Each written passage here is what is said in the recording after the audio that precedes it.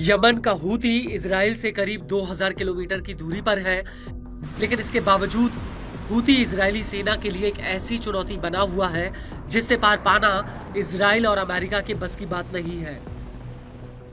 जी हां, गाजा युद्ध शुरू होने के बाद हूती हमास के सुरक्षा कवच के रूप में मैदान में उतरा था और देखते ही देखते हूती के ड्रोन और मिसाइल लाल सागर से लेकर तेल अवीव में कहर बरपाने लगे थे। हूती ने तेल अवीव के भीतर अमेरिकी दूतावास के बिल्कुल पास में एक मिसाइल हमला किया था। हालांकि जवाबी हमले में इजराइल, अमेरिका और ब्रिटेन ने यमन के भीतर हूती के ठिकानों पर कई हवाई हमले किए थे, लेकिन इसके बावजूद हूती की ताकत में कोई कमी नहीं आई और अब हूती ने एक बार फिर से लाल सागर में अमेरिकी सेना पर एक बहुत बड़ा अटैक किया है।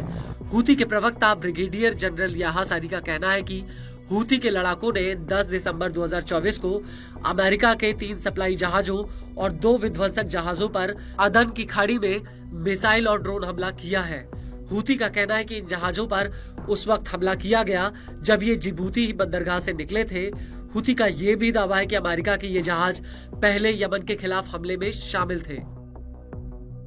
नफ़ज़त القوات البحرية وسلاح الجو المسير والقوة الصاروخية عملية عسكرية نوعية استهدفت من خلالها 3 سفن إمداد أمريكية بعد خروجها من ميناء جيبوتي، وسبق ومارست عدوانها على اليمن، وكذلك استهدفت مدمرتين أمريكيتين في خليج عدن كانت ترافق سفن الإمداد. وقد نفذت العملية بعدد من الصواريخ والطائرات المسيرة، وقد حققت العملية أهدافها بنجاح بفضل الله. ويعد هذا الاستهداف لهذه السفن والمدمرات هو الثاني خلال 10 أيام. हूती का यह भी कहना है कि उसने इजराइल के कब्जे वाले जाफा और एश्केलॉन में सैन्य टारगेट्स पर हमला किया है। हूती के मुताबिक उसने यहाँ पर 2 ड्रोन हमले किए हैं। وفي سياق آخر نفذ سلاح الجو المسير عمليتين عسكريتين استهدفتا أهدافا عسكرية في منطقتي يافا وعسقلان في فلسطين المحتلة بطائرتين مسيرتين صباح اليوم، وقد حققت العمليات أهدافها بنجاح بفضل الله. हालांकि हूती के इस हमलों को लेकर मिडिल ईस्ट में अमेरिकी सेना सेंटकॉम ने एक बयान जारी किया है। सेंटकॉम का कहना है कि विध्वंसक जहाज ने चालक दल की सुरक्षा सुनिश्चित करते हुए एक तरफा ड्रोन और एक एंटी शिप क्रूज मिसाइल को हवा में ही मार गिराया। इसके साथ साथ सिविलियन जहाज और उनके चालक दल को भी सुरक्षित किया गया। विध्वंसक जहाज 3 अमेरिकी जहाजों की अगुवाई कर रहे थे जो मर्चेंट झंडे वाले थे। हूती के हमलों में जहाजों को कोई नुकसान नहीं हुआ है और इसी विध्वंसक ने पिछले 2 हफ्तों में हूती के एक और हमले को नाकाम कर दिया था।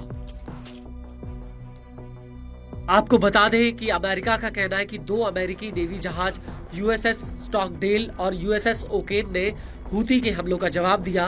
वहीं न्यूज एजेंसी एसोसिएट प्रेस का कहना है कि अमेरिकी नेवी हेलीकॉप्टर और फ्रांस के एयरफोर्स के जेट्स ने इस हमले को नाकाम करने में मदद की है। इन दोनों ने मिलकर हूती के ड्रोन और एक मिसाइल को हवा में ही गिरा दिया। आपको बता दें कि हूती ने इन जहाजों पर 30 नवंबर 2024 को और 1 दिसंबर 2024 को भी हमला किया था और इन हमलों के बाद हूती ने 9 दिसंबर 2024 को केंद्रीय इजराइल के यावने शहर पर एक ड्रोन अटैक किया था। हूती का ये ड्रोन यहाँ पर एक बिल्डिंग के 15वें फ्लोर पर फटा था, जिसका एक वीडियो भी सामने आया था। हालांकि इस हमले में कोई हताहत नहीं हुआ था।